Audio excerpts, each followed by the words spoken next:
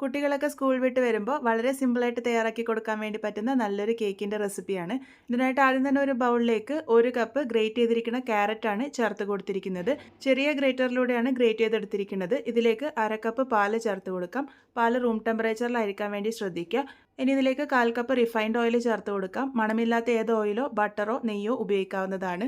ഇനി മിക്സറിൻ്റെ ജാറിലേക്ക് 1/4 കപ്പ് പഞ്ചസാര ചേർത്തിട്ടുണ്ട്. കൂടെ തന്നെ ഒരു ചെറിയ കഷ്ണം പട്ട കൂടെ ചേർത്ത് കൊടുത്ത് നന്നായിട്ടൊന്ന് പൊടിച്ചെടുക്കാം. ഇതൊന്ന് അരിച്ചിട്ട് വേണം ചേർത്ത് കൊടുക്കാൻ വേണ്ടിയിട്ട്. ആ ഒരു പട്ടയുടെയൊക്കെ കഷ്ണങ്ങൾ ഉണ്ടാകും, അത് മാറ്റി കിട്ടാൻ വേണ്ടിയിട്ടാണ് ഇതുപോലെ അരിച്ചെടുക്കുന്നത്.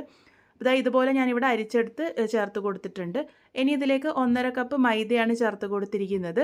ഇതിൻ്റെ കൂടെ തന്നെ ഇതിലേക്ക് 1/4 ടീസ്പൂണിൻ്റെ പകുതി അളവ് ഉപ്പ് ചേർത്ത് കൊടുക്കാം.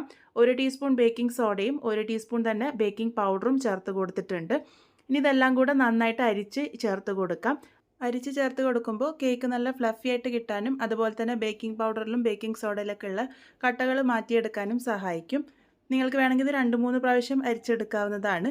ഇതുപോലെ അരിച്ച് ചേർത്ത് കൊടുത്തതിന് ശേഷം നല്ലപോലെ തന്നെ ഇതൊന്ന് മിക്സ് ചെയ്തെടുക്കാം. കട്ടിംഗ് ആൻഡ് ഫോൾഡിംഗ് മെത്തേഡിലാണ് ഞാനിവിടെ മിക്സ് ചെയ്തെടുത്തിരിക്കുന്നത്. കേക്കിൻ്റെ ബാറ്റർ ഒരല്പം കട്ടിയായിട്ടാണ് ഇരിക്കുന്നത്. അതുകൊണ്ട് തന്നെ ഞാനിവിടെ 1 ടേബിൾ സ്പൂൺ പാലും കൂടെ ചേർത്ത് കൊടുത്തിട്ടുണ്ട്. അത് നിങ്ങൾ നോക്കിയിട്ട് മാത്രം ചേർത്ത് കൊടുത്താൽ മതി. ഇതുപോലെ മുറിഞ്ഞു വീഴുന്ന കൺസിസ്റ്റൻസിയിലാണ് നമ്മളുടെ കേക്കിൻ്റെ ബാറ്റർ ഇരിക്കുക. ഈ ഒരു കേക്ക് ഓവനൊന്നും ഇല്ലാതെയാണ് തയ്യാറാക്കിയെടുക്കുന്നത്. അതിനായിട്ടൊരു വലിയ അലുമിനിയം പാത്രം ഞാനിവിടെ എടുത്തിട്ടുണ്ട്.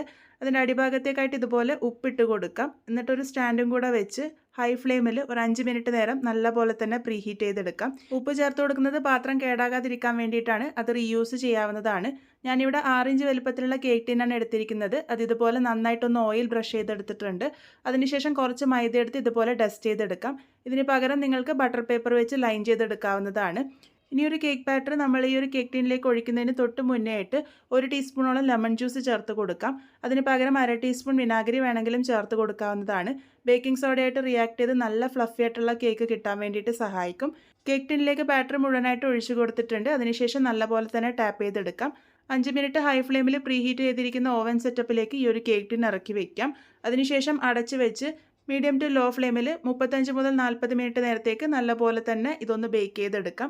35 മിനിറ്റൊക്കെ ആകുമ്പോൾ ഒന്ന് തുറന്ന് ചെക്ക് ചെയ്ത് നോക്കിക്കോളൂ. ഒരു ടൂത്ത് പിക്കോ സ്ക്യൂറോ ഉപയോഗിച്ച് കുത്തി നോക്കുക. നീറ്റായിട്ട് കിട്ടുന്നില്ല എന്നുണ്ടെങ്കിൽ മാത്രം എക്സ്ട്രാ ടൈം വെച്ചാൽ മതി. ഇതിൻ്റെ ചൂട് നല്ലപോലെ ആറി വന്നതിന് ശേഷം മാത്രം ഡിമോൾഡ് ചെയ്തെടുക്കുക. നോക്കൂ, നല്ല ഫ്ലഫി ആയിട്ട് തന്നെ നമ്മളുടെ കേക്ക് കിട്ടിയിട്ടുണ്ട്. മുട്ടയൊന്നും ചേർക്കാതെയാണ് നമ്മൾ ഈ ഒരു കേക്ക് ഉണ്ടാക്കിയിരിക്കുന്നത്. ഞാനിവിടെ മുറിച്ചും കൂടെ കാണിച്ചു തരുന്നുണ്ട്. മുറിക്കുമ്പോൾ തന്നെ നിങ്ങൾക്ക് മനസ്സിലാകുന്നുണ്ടാവും നല്ല സോഫ്റ്റ് ആയിട്ടാണ് കിട്ടിയിരിക്കുന്നതെന്ന്. വളരെ സിമ്പിളായിട്ട് നമുക്കിത് തയ്യാറാക്കി എടുക്കാനും വേണ്ടി പറ്റും. അതുപോലെ തന്നെ കുട്ടികൾക്കും ഒരുപാട് ഇഷ്ടമാവും. എന്തായാലും ട്രൈ ചെയ്ത് നോക്കൂ. ട്രൈ ചെയ്ത് ഫീഡ്ബാക്സ് ഒക്കെ പറയണേ.